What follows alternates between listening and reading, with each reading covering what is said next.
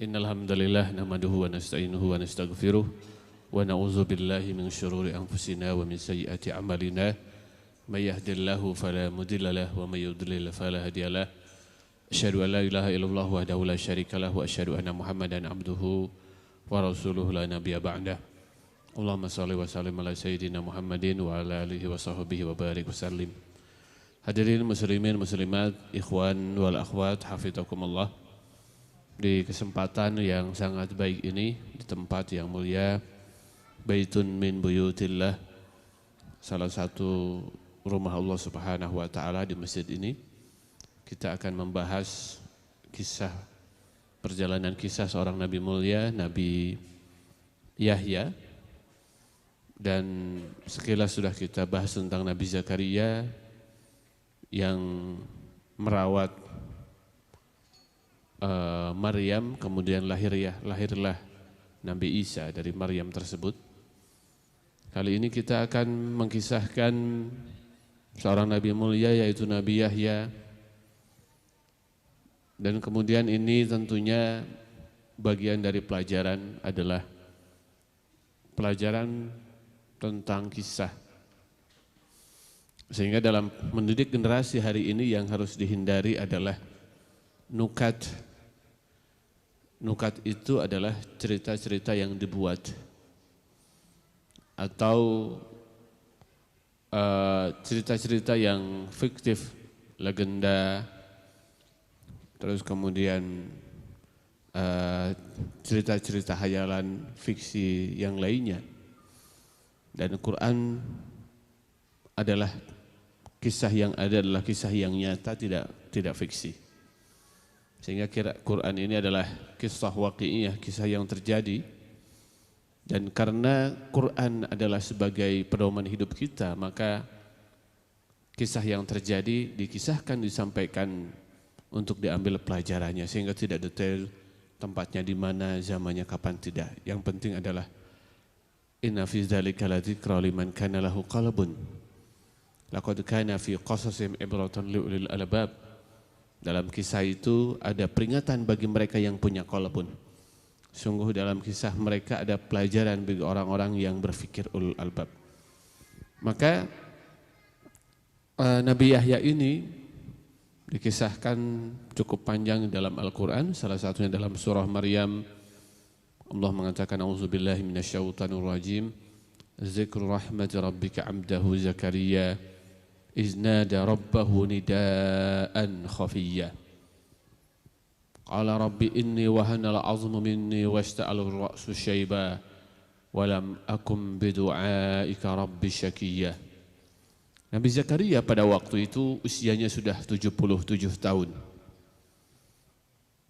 Tentunya ini adalah usia yang cukup tua dan tidak layak, bukan tidak layak, tidak wajar di usia tersebut seseorang memiliki putra. Tapi subhanallah, disinilah ini adalah pelajaran bagi mereka yang sudah lama menunggu kedatangan seorang anak. Jangan pernah berputus asa. Seorang nabi mulia itu usia yang sudah panjang, sudah lanjut, sudah renta, tetapi masih punya harapan optimis untuk dianugerahi seorang putra. Zikru rahmat rabbika 'abdahu Zakaria. Al-Quran ini menjelaskan tentang rahmat Rabbnya terhadap hambanya. Lihat, Zakaria disebutkan itu adalah hamba Allah, Zakaria. Ini Nabi Zakaria ini terinspirasi dengan kisah Maryam. Maryam itu ketika berada di mihrab, itu selalu berzikir pagi dan petang. Setiap pagi dan petang selalu ada makanan. Makanan itu selalu ada dan Zakaria tahu tidak ada yang membawa makanan ke sini. Satu hal yang digarisbawahi oleh Nabi Zakaria, buah-buahan yang hadir pada waktu itu buah-buahan yang bukan musimnya. Musim panas tapi buah-buahan hadir, yang hadir adalah musim buah-buahan di musim dingin. Ketika itu musim dingin, sedangkan buah-buahannya adalah buah-buahan yang ada pada musim panas. Maka Nabi Zakaria tahu, oh ini rizki dari Allah Subhanahu wa ta'ala. Maka atas dasar itulah Nabi Zakaria terus optimis walaupun sudah tua. Perempuannya wamra'ati akir, istrinya juga mandul tapi harapan kepada Allah itu ingin. Selalu ada harapan dan ingin memiliki putra. Maka kemudian iznada rabbahu nidaan khafiyya. Tak kala itu Nabi Zakaria berdoa memohon kepada Allah Subhanahu wa taala dengan nidaan khafiyya, panggilan yang lembut. Jadi kalau kita berdoa itu berdoa dengan panggilan yang lembut. Nabi Zakaria mengatakan, ya Allah, dalam hati. Ya, tidak terdengar oleh telinga, diucapkan oleh lisan tapi tidak terdengar oleh telinga. Ya Rabbi, ya Rabbi, ya Rabbi. Kemudian Allah Subhanahu wa taala mendengar itu. Kemudian Allah mengatakan labbaik, labbaik, labbaik. Ya, wahai Zakaria, iya. Labbaik itu iya, ada apa? Aku hadir untukmu, begitu bahasa kitanya. Ya kan? Maka kemudian doanya adalah Rabbi inni wahanal 'azmu minni wasta'ala ar-ra'su syaiba. Ya Rabbku, sungguh tulangku telah lemah. Inilah, lihat, doa itu begitu. Kita berdoa kepada Allah itu kita merasakan dan kita mengucapkan kelemahan kita. Rabbi inni wahanal 'azmu minni, ya Rabb, tulangku telah lemah, telah rapuh. Wasta'ala ar-ra'su syaiba. Kepalaku ini telah menyala, ista'ala menyala. Menyala dengan uban. Jadi maksudnya kepala ini sudah putih semua. Ini menandakan bahwasanya usia tidak lagi muda. Ya Rabb, tubuhku sudah lemah, usiaku sudah tua. Lam akum bidu'aika rabbi syakiyya. Tapi aku tidak pernah kecewa terhadap doa-doa yang kupanjatkan, engkau selalu kabulkan. Lihat. Jadi usia tua itu bukan halangan. Sampai hari ini keinginan-keinginan kita belum terkabul, bukan halangan. Terus berdoa. Jadi sehingga ulama mengatakan beginilah. Ya, orang yang beriman itu yang tua boleh, usia boleh tua. Tapi keyakinan kita, harapan kita selalu muda memohon kepada Allah Subhanahu wa taala itu. Jadi ulama mengatakan ini ketika kita berdoa itu munculkan bahwasanya kita lemah di hadapan Allah Subhanahu wa taala. Nyatakan kelemahan kita, Rabbi inni wahanal 'azmu minni. Bahkan di sini lemahnya luar dan dalam. Jadi lemah fisik, telah rapuh ya Rabb tulang-tulangku ini. Ya, kemudian ya, rambut ini telah memutih. Jadi memang kalau rambut telah memutih itu artinya usia kita telah tidak lagi muda. Maka nanti di dalam hadis disebutkan a'darallahu imra'an idza balagha sittina sana. Allah Subhanahu wa taala itu tidak memberikan lagi alasan bagi mereka yang usianya 60 tahun untuk beribadah kepada Allah Subhanahu wa taala. Ini ya. Itu dan usiaku sudah tua, sudah 77 tahun. Wa mra'ati akir, istriku mandul. Jadi kalau laki-laki usia tua rasa-rasanya itu masih ada harapan kalau istrinya subur. Tapi ini suaminya sudah tua, istrinya mandul pula. Ya kan? Maka tidak ada yang bisa menghadirkan itu semua kecuali doa. Ya. Wa inni khiftul mawaliya min wara'i wa kanat imra'ati akira. Lihat. Dan sungguh aku khawatir terhadap kerabatku sepeninggalku. Istriku ini sudah mandul. Fahabli min ladunka waliya ya Rabb. Anugerahkan. Fahabli. Anugerahkan ya Rabb. Waliya, seorang anak dari sisimu. Jadi ini ada pelajaran penting. Ini ketika kita berdoa adalah ketika kita keinginan kita belum terkabul, maka seolah-olah ayat ini merupakan doa taruhan kita dengan Allah Subhanahu wa taala. Anda pernah berdoa begitu tidak? Doa tapi taruhan. Yarisuni wa yarisu min ahli Ya'qub. Ya Rabb, hadirkan itu. Karena anak itu akan mewarisi kesolehanku dan kesolehan kedua orang tuaku. Kesolehan buyutku, Ya'qub, keluarga Ya'qub. Waj'alhu rabbi radiyah. Jadikan anak itu adalah anak yang kau ridhoi. Jadi seolah-olah ayat ini mengatakan begini teman-teman. Ya Allah, berikan anak. Jika engkau berikan anak kepadaku, akan kujadikan dia seorang anak yang soleh, akan kujadikan dia pewaris kenabian dan kesolehan leluhurku. Ini ada yang sudah lama belum punya anak, teman-teman? Ada Pak, tapi belum menikah, itu beda lagi ya. Ini yang sudah menikah, belum juga kunjung lahir seorang putra, ini doanya. Bertaruhlah dalam doa itu dengan Allah. Ya Rabb, anugerahkan putra. Jika engkau anugerahkan putra, akan kujadikan dia anak soleh. Aku akan kujadikan dia pewaris kesolehanku dan kesolehan leluhur-leluhurku para nabi itu. Yang unik di sini teman-teman, lihat. Ya, wa mra'ati aqira fahabli min ladunka. Fahabli anugerahkan min ladunka dari sisimu. Waliya seorang anak itu. Jadi sebetulnya kan bisa saja fahabli waliya min ladunka, anugerahkan seorang anak di sisimu, ya kan? Dari sisimu. Tapi di sini Nabi Zakaria mengatakan anugerahkan dari sisimu ya Rabb seorang putra. Lebih mengedepankan dari sisimu daripada putra itu sendiri. Jadi kuat kita, seorang muslim itu harus kuat minta ridho Allah sebelum permintaan itu sendiri.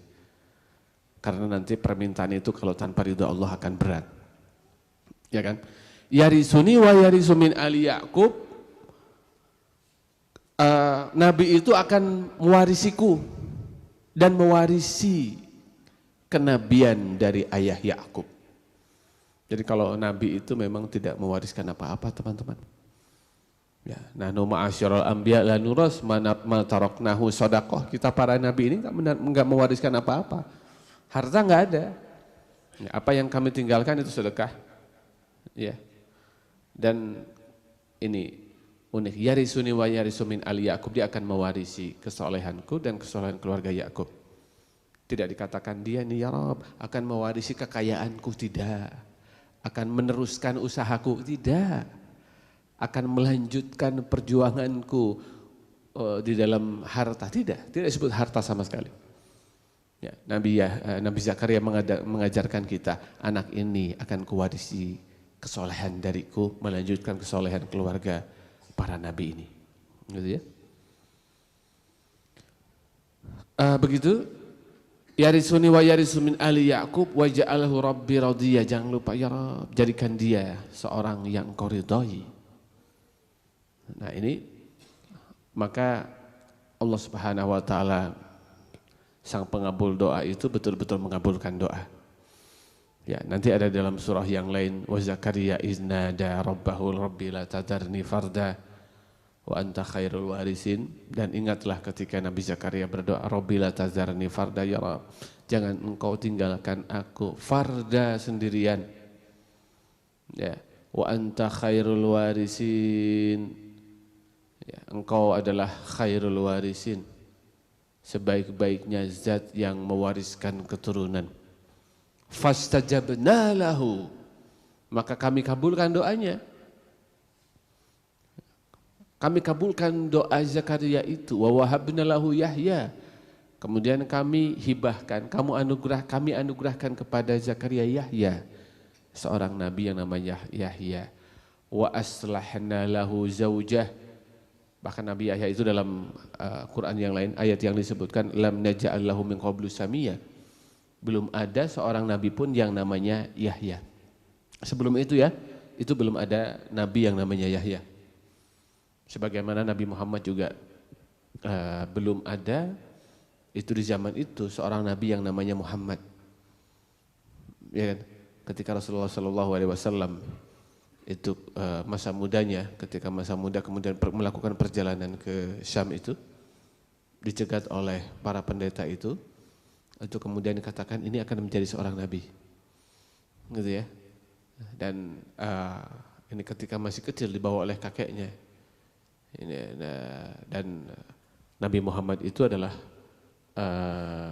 nama Muhammad itu nama yang belum dinamai oleh siapa-siapa, sehingga mendengar sebelumnya telah ada kalimat dari para ahli kitab itu bahwasanya ada seorang nabi yang namanya Muhammad, sehingga ada beberapa orang yang menamakan putranya itu dengan Muhammad. Kurang lebih sejarah mengatakan ada 4 orang yang dinamai asal punya anak namanya Muhammad.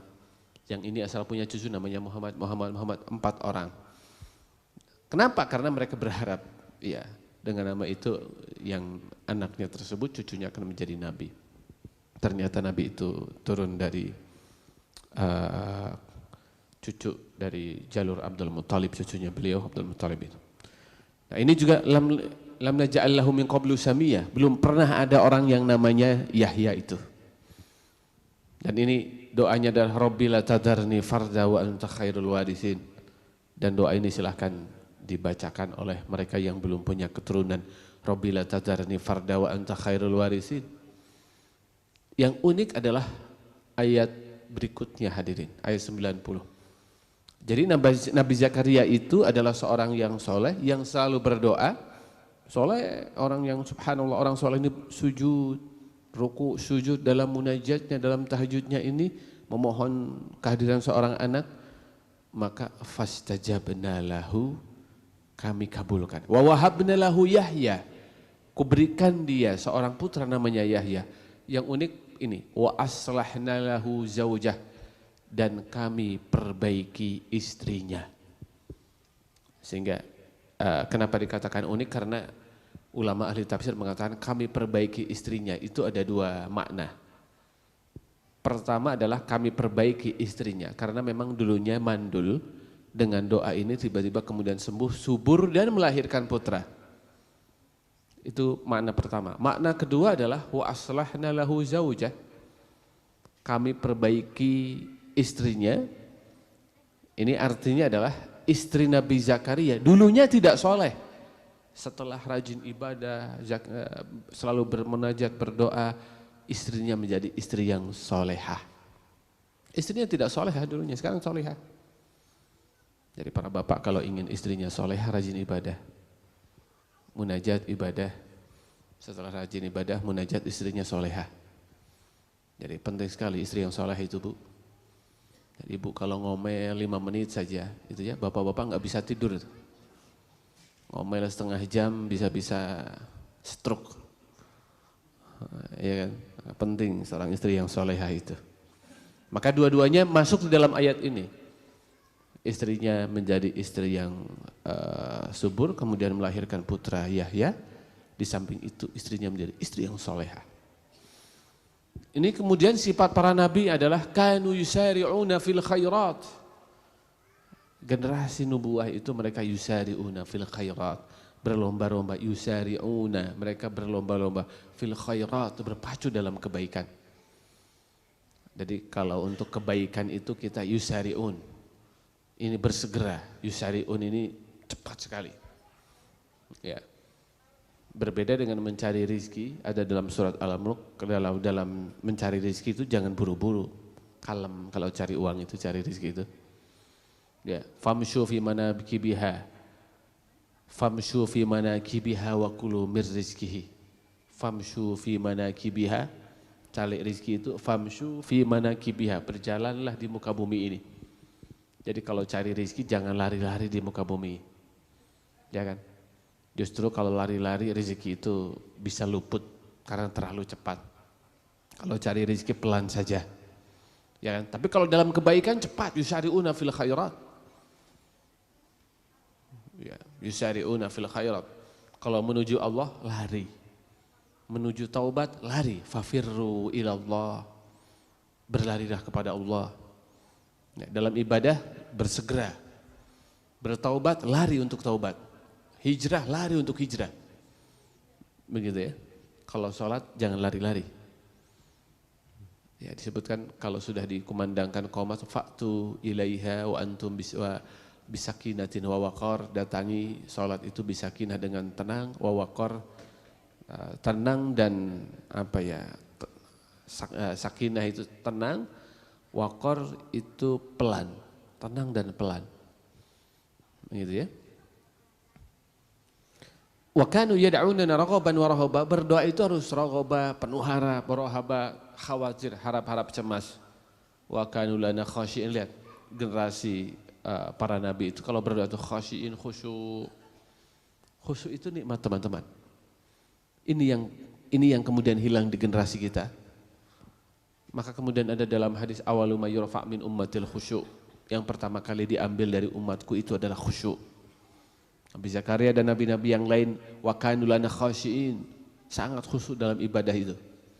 Kalau kita sudah mulai hilang, sehingga dalam hadis tadi sebagaimana saya sampaikan tadi, itu yang pertama kali diambil dari umatku adalah khusyuk. Bertasbih, Nabi Zakaria selalu bertasbih. Fakhraja ila ala qaumihi minal mihrab fawha ilaihim an sabbihu bukratan wa ashiya. Afan, ini sifat Nabi Zakaria itu ya begitu. Datang ke mihrab kemudian ya, memberi isyarat kepada mereka agar bertasbih pagi dan petang. Jadi subuh, setelah sholat subuh itu yang panjang tasbihnya. Ya, dalam doa yang maksur subhanallah wa bihamdihi adada khalqihi wa radha nafsihi wa zinata arsyih wa midada kalimatih. Ini doanya Sofiyah binti Huyai bin Akhtab itu berdoa bertasbih dari mulai subuh sampai waktu duha sebelum zuhur makan. Kemudian Rasulullah bertanya, dan engkau sedang apa Sofiyah? Saya sedang bertasbih Rasul. Tasbihmu itu bagus, tapi mau tidak ku ajarkan tasbih cukup engkau baca 3 kali, pahalanya sama dengan bertasbih pagi sampai siang. Subhanallah wa bihamdih adada khalqihi wa radha nafsihi wa zinata arsyihi wa midada kalimatih. Ini Nabi Zakaria, ini Nabi Yahya, karakternya adalah ini. Bukan untuk bermain aku diciptakan. Ini Nabi Yahya. Ya Yahya khudil kitaba biquwwah. Ketika putra yang soleh itu lahir dan usianya 5 tahun. Dalam tafsir Al-Baghawi usianya 4 tahun. Ya Yahya khudil kitaba biquwwah. Wahai Yahya, ambillah pelajaran kitab Taurat itu biquwwah, dengan sungguh-sungguh. Wa atainahul hukma sobiyya. Kami berikan pemahaman hikmah kepada Nabi Yahya sobiyya, ketika usianya masih anak-anak. Bahkan usianya masih 4 tahun. Ada yang mengatakan 5 tahun tapi dia sudah punya hikmah. Ini pelajaran penting teman-teman. Ya Yahya khudil kitaba biquwwah. Mengambil ataupun memahami Al-Quran itu harus kokoh, harus kuat kita. Ya kan? Biquwwah, dengan kuat. Nabi Yahya saja khudil kitaba biquwwah. Nah, Rasulullah ketika awal-awal diturunkan Quran itu diwajibkan qiyamul lail teman-teman. Ya, inna sanulqi 'alaika qaulan saqila, wahai Muhammad, terus qiyamul lail itu. Kenapa? Karena akan kuberikan kepadamu qaulan saqila, Quran yang berat. Berat memahaminya, berat, turunnya pun berat, mengamalkannya apalagi lebih berat lagi tuh. Maka Quran itu ketika turun, ketika musim dingin, Rasulullah turunkan Quran itu keringetan teman-teman. Rasulullah sedang naik unta, Quran turun, unta yang sedang berjalan itu tertunduk berhenti dan langsung duduk, berat. Aisyah pun ketika Rasulullah berada di pangkuannya dan Quran turun itu terasa berat. Jadi bobotnya ketika proses penurunannya berat, memahaminya berat, memahami itu berat, mendakwahkan juga berat. Maka Allah katakan, ya Yahya khudil kitaba biquwwah, ambil Taurat ini biquwwah, dengan kuat. Maka para pemuda ini kalau masa muda digunakan untuk ngaji, sudah benar nih. Digunakan untuk menghafal Quran, sudah benar. Kenapa? Karena memahami agama, menghafal Quran ini perlu energi yang sangat kuat. Begitu ya. Wa atainahul hukma sobiyya. Wa atainahul hukma sobiyya. Dan kami berikan pemahaman hikmah sobiyya kepada Nabi Yahya ini ketika sedang kanak-kanak usianya. Walaupun nanti ada beberapa ahli tafsir yang mengatakan hikmah ini kenabian. Kami jadikan Yahya nabi ketika masih kecil. Tapi ternyata ulama jumhur mufassirin, jumhur mengatakan hikmah di sini adalah hikmah. Ya, tetap nanti kenabian sama dengan nabi yang lain ketika usia 40. Wallahu a'lam bishawab.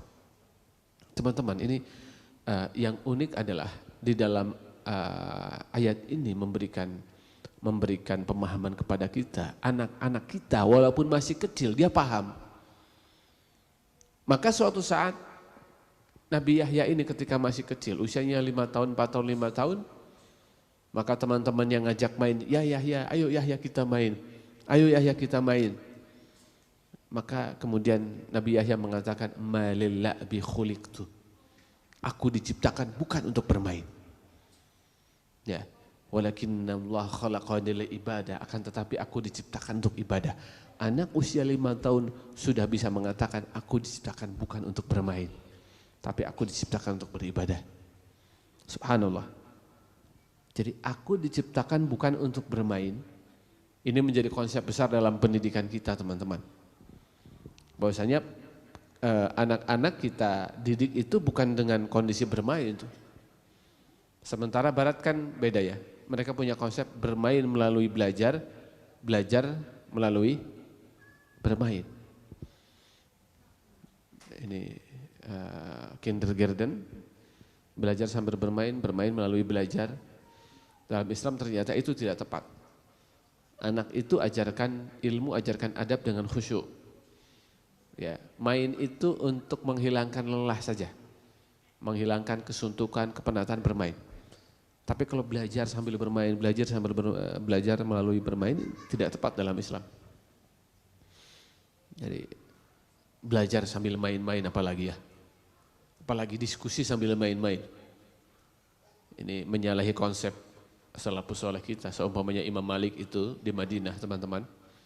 Ketika sedang berjalan di Madinah, tiba-tiba ada seorang murid yang datang kemudian mengatakan, wahai Imam Malik, saya ingin bertanya kepadamu beberapa hal. Kemudian Imam Malik mengatakan, oh jika engkau ingin bertanya, ayo hadir ke majelis ilmu. Tangannya dipegang, datang ke majelis, disuruh duduk, setelah itu ngaji. Imam Malik menyampaikan riwayat hadis dan bertanya, menyampaikan, kamu tadi mau nanya apa? Jadi masalah agama, bertanya masalah agama itu di majelis ilmu. Mohon maaf, medsos hari ini sangat berbahaya. Kalau kita berdebat lewat medsos, nggak akan selesai, tidak akan mendapatkan faidah. Tapi kalau kita ingin ilmu, diskusi itu hadir di majelis ilmu, dapat ilmu dan dapat barokah. Ini konsep besar, bukan untuk bermain aku diciptakan, malil la'bi khuliqtu. Jadi hari ini kan muslimin menjadi umat yang imma'ah. Imma'ah itu generasi pengekor. Dan orang kalau imma'ah, mengekor, itu adalah generasi yang kalah. Orang-orang kalah itu selalu mengekor. Jadi muslimin ya ketika peradabannya runtuh, kalah, ya muncullah Ghazul Fikri. Ini salah satu inspirasi pemikiran, perang pemikiran. Ketika kalah itulah muslimin mengekor ke barat. Kenapa? Hari ini anak-anak muda kita berkiblat ke barat. Mungkin dalam passion mereka, gaya mereka, makanan mereka menuju ke barat. Ini memang generasi orang-orang yang kalah. Karakter orang yang kalah itu apa? Mengekor. Dan jadi orang yang kuat itu enggak mengekor. La takun imma'ah, kata Rasulullah. Jangan pernah kita mengekor. In ahsanan nas, lakin in ahsanan antusinu, wa idha asa'u antajtanibu isa'atahu. Jangan pernah engkau mengekor, engkau katakan ini sebagaimana orang katakan, katakan itu sebagai orang katakan, tapi katakanlah walakin antuhsinu. Tapi engkau harus benar, engkau harus berbuat baik walaupun orang lain berbuat buruk. Ya. Itu berikutnya adalah sifat para nabi. Ya, Nabi Zakaria ini subhanallah punya putra namanya Yahya, ini lembut sekali. Yahya sudah sejak kecil usia 4-5 tahun sudah faham Taurat. Ya, sudah hikmah, memiliki hikmah. Hikmah itu ucapan-ucapan nasihat-nasihat bijak, itu hikmah. Dan berkesesuaian antara apa yang ia lakukan dengan apa yang ia sampaikan, itu hikmah. Hikmah. Dan ini perlu dipelajari dan perlu dilatih hikmah ini, teman-teman. Para orang tua hari ini harus belajar hikmah. Berkata itu tepat, isinya adalah, bobotnya adalah pelajaran, itu hikmah. Sehingga Luqman Al-Hakim, ayah Luqman itu ketika dia ditanya, wahai Luqman, bukankah engkau itu dulunya adalah seorang budak yang dulu menggembalakan kambing bersama saya? Ya, tapi subhanallah sekarang di depan rumahmu ratusan bahkan ribuan orang lain mendengarkan kalimatmu. Ya, bagaimana engkau sampai kepada hikmah begini wahai Luqman? Luqman Al-Hakim mengatakan, saya dianugerahi hikmah oleh Allah itu dengan beberapa hal. Pertama, karena saya tundukkan pandangan. Yang kedua, saya memakan yang halal. Yang ketiga, saya tidak melakukan sesuatu yang sia-sia. Jadi para guru, para pendidik, para orang tua, agar perkataan kita ini menjadi hikmah tadi. Jauhi yang haram, tundukkan pandangan, dan melakukan sesuatu yang bermanfaat saja. Nah ini sifat para nabi, wahananan. Kami jadikan Yahya ini penuh dengan kasih sayang. Milladunna, dari kami karakter itu. Wazakah, dan kami jadikan dia orang yang bersih. Bersih hatinya, tutur katanya, perbuatannya. Wakana taqiyya, dia adalah seorang yang bertakwa. Maka Hanan ini lembut dan kasih sayang ini teman-teman. Nanti ada di dalam Al-Bidayah wa Nihayah, Al-Imam Ibnu Katsir menyampaikan bahwasanya saking lembut Yahya ini, itu kalau makan tuh nggak bisa sendirian, dia mencari makhluk yang lain. Ya, ini termasuk seorang nabi yang sering makannya itu dengan binatang. Ya, kalau kita mungkin ya makan ada kucing, kadang-kadang kita hardik ya, kita usir. Tapi Nabi Zakaria enggak, justru nyari binatang dia baru bisa makan dengan binatang. Bahkan nanti dalam Al-Bidayah wa Nihayah, ya'kul ma'al wuhshi, dia makan dengan binatang-binatang buas, Nabi Yahya itu. Ya, binatang buasnya tidak lari. Ya, intinya Nabi Yahya ini dia penyayang binatang, teman-teman. Dia penyayang binatang dan makan dengan binatang itu. Ya, itu wahanan, lembut sekali. Bahkan suatu saat Nabi Zakaria itu kehilangan Yahya 3 hari. Ada di sini. Ya, qala bahwasanya ini saya kehilangan Zakaria ini, Nabi Zakaria mengatakan saya kehilangan Nabi Yahya. Saya kehilangan Yahya. Kenapa? Karena memang dia kasirul infirad minan nas, dia menyendiri, beristighfar, bertasbih dalam kondisi khusyuk. Bahkan ya'nas ilal barari wa ya'kul min warakil asjar. Ya'nas ilal barari, dia tafakur, menyendiri ke padang pasir begitu ya. Dan hidupnya sederhana sekali, dia tidak rewel. Ya'kul min warakil asjar, Nabi Yahya ini bisa makan daun-daunan gitu ya. Ya, bahkan ini ulama katakan ini makanan yang terbaik, daun-daunan ini ya. Sehat begitu. Ya, ya'kul min warakil asjar. Nanti Imam Mujahid mengatakan kana ta'amu Yahya bin Zakaria al-ushb. Makanan Yahya bin Zakaria itu adalah al-ushbu, sayur-sayuran. Wa annahu kana la yabki min khasyatillah. Dia sering menangis karena Allah itu. Hatta law kana al-qar ala ainaihi la khariqahu. Sendiri menyendiri kemudian menangis itu Nabi Yahya itu. Inna makana ya'kul ma'al wuhshi karahiyatan ayu khalitun nas fi ma'ashihim. Ini sering kalau makan itu dengan para binatang itu, karena menjauhi keburukan pada waktu itu Nabi Yahya itu. Dan begitulah memang sedikit sekali tidurnya, sehingga ulama mengatakan di dunia belajarlah untuk sedikit tidur dan banyak qiyamul lail, ya, agar kelak kita mendapatkan kenikmatan di akhirat kelak. Dan ketika kita di surga itu hadirin, Ada yang bertanya, Pak kalau di surga kita tidur atau tidak?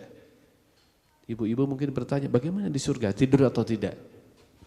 Maka ulama sampaikan, kalau kita sedang senang, banyak kenikmatan, kira-kira kita mau tidur atau tidak tuh? Makanan banyak, suatu yang indah, kita baru menikah, ini menikmati hari apa malah menikmati ya? Gak mungkin kita tidur. Antum sedang piknik ke tempat yang indah, ke pantai yang indah gitu ya, itu kira-kira tidur terus di hotel apa jalan-jalan terus tuh? Jalan-jalan kan? Kalau mau tidur di rumah aja. Kalau di surga nggak mungkin rasanya kita mau banyak-banyak tidur.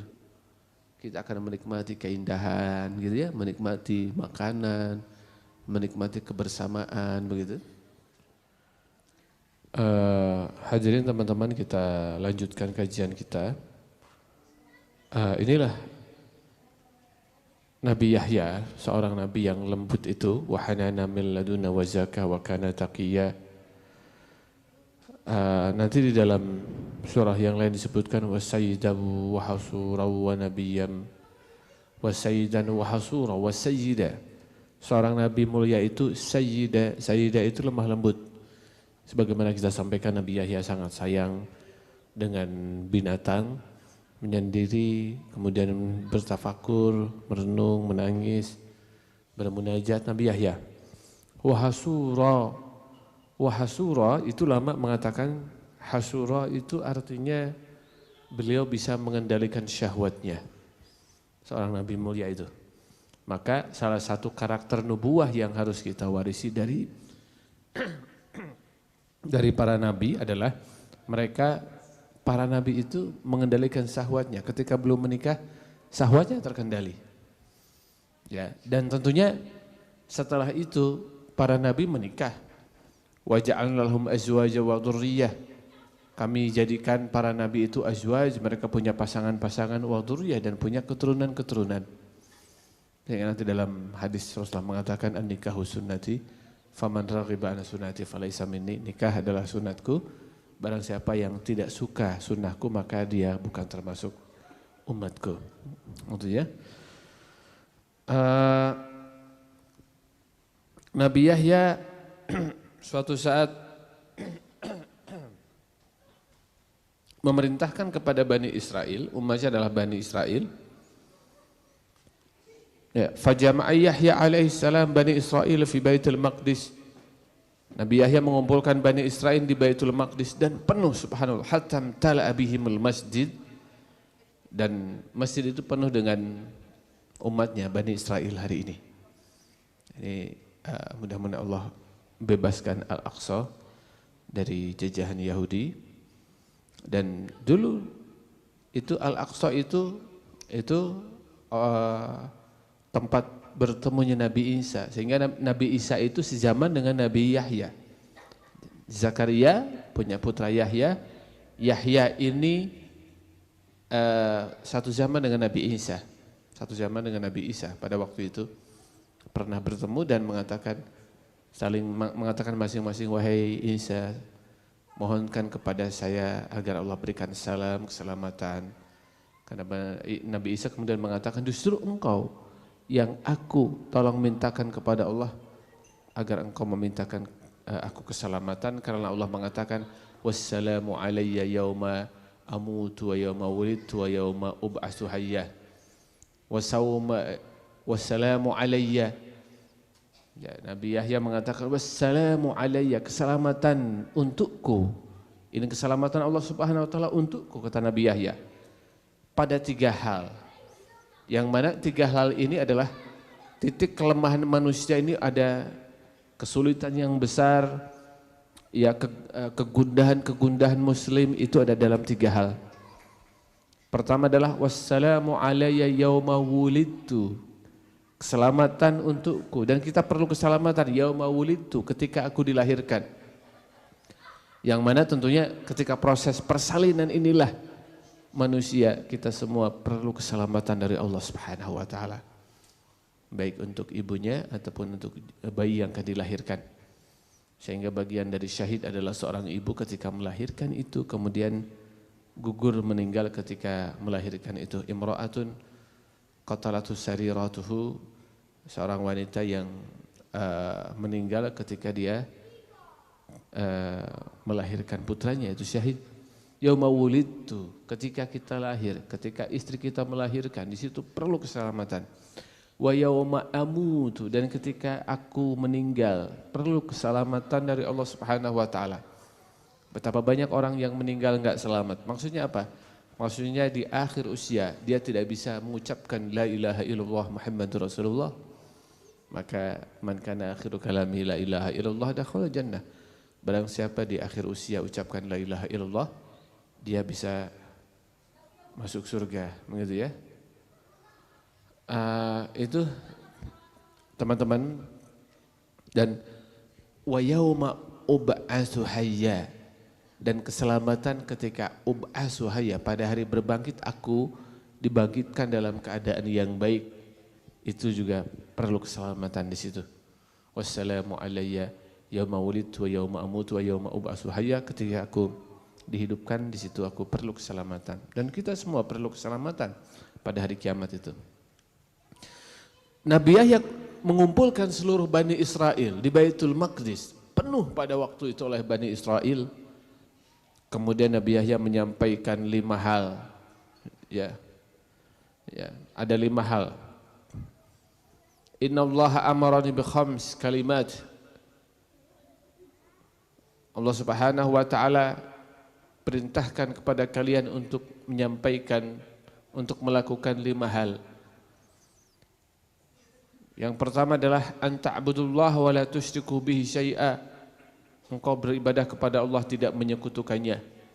Karena perumpamaan orang yang menyekutukan Allah itu adalah seperti seseorang yang punya hamba saya.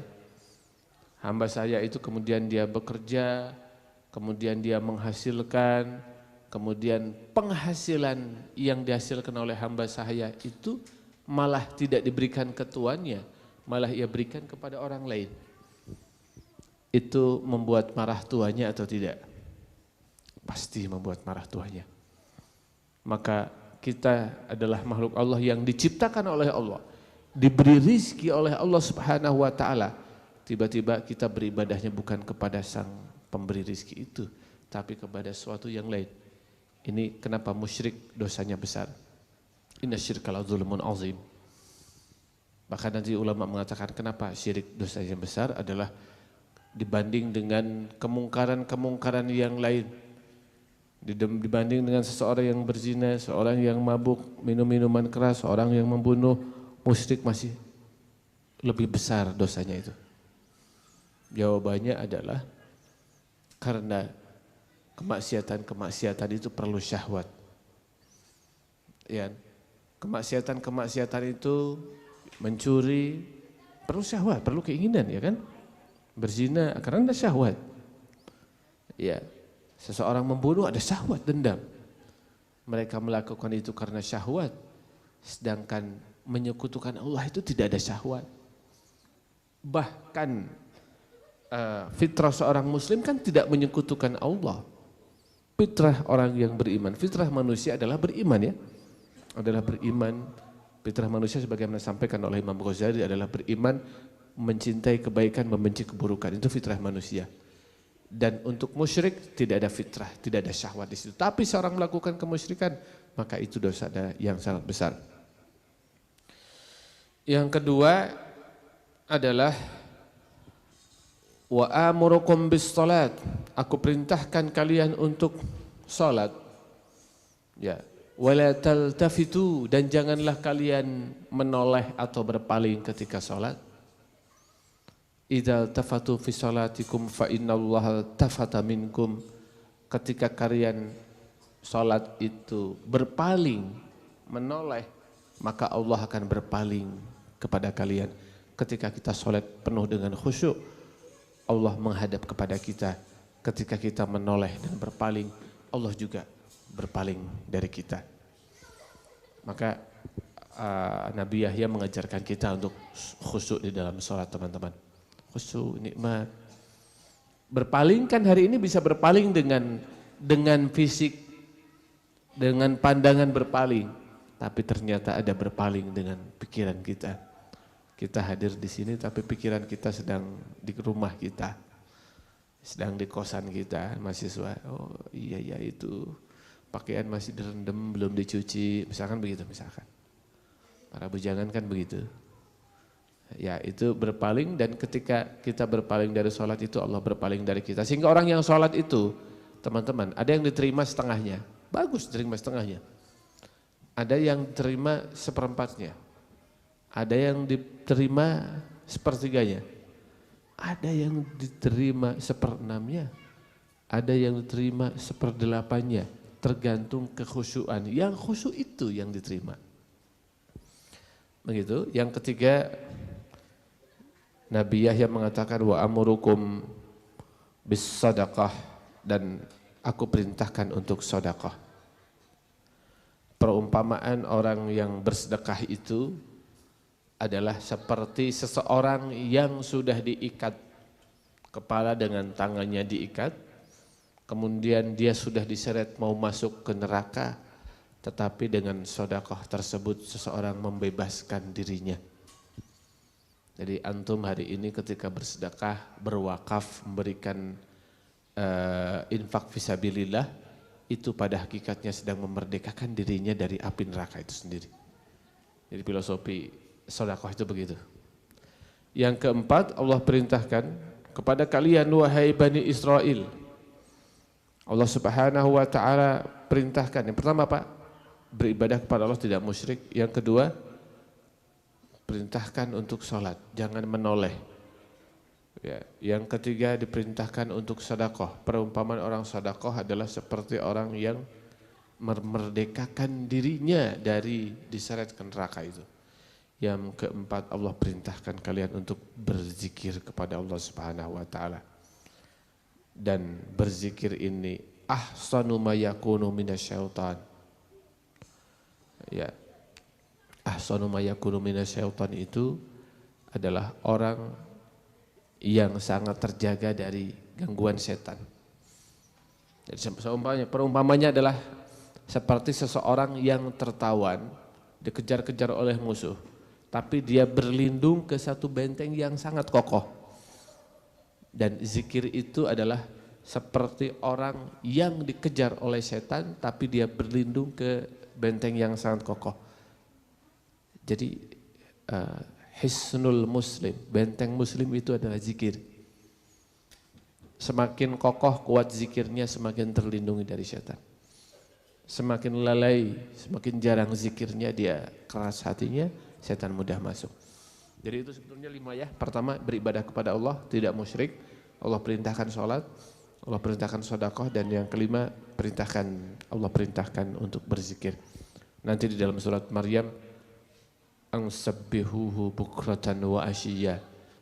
Allah perintahkan untuk bertasbih, kata Nabi Yahya. Allah perintahkan bertasbih bukratan wa asyiya, pagi dan petang. Baik teman-teman, itu yang dapat disampaikan, mudah-mudahan manfaat untuk kita semua. Aku qouli hadza wa astaghfirullah li wa lakum. Assalamualaikum warahmatullahi wabarakatuh.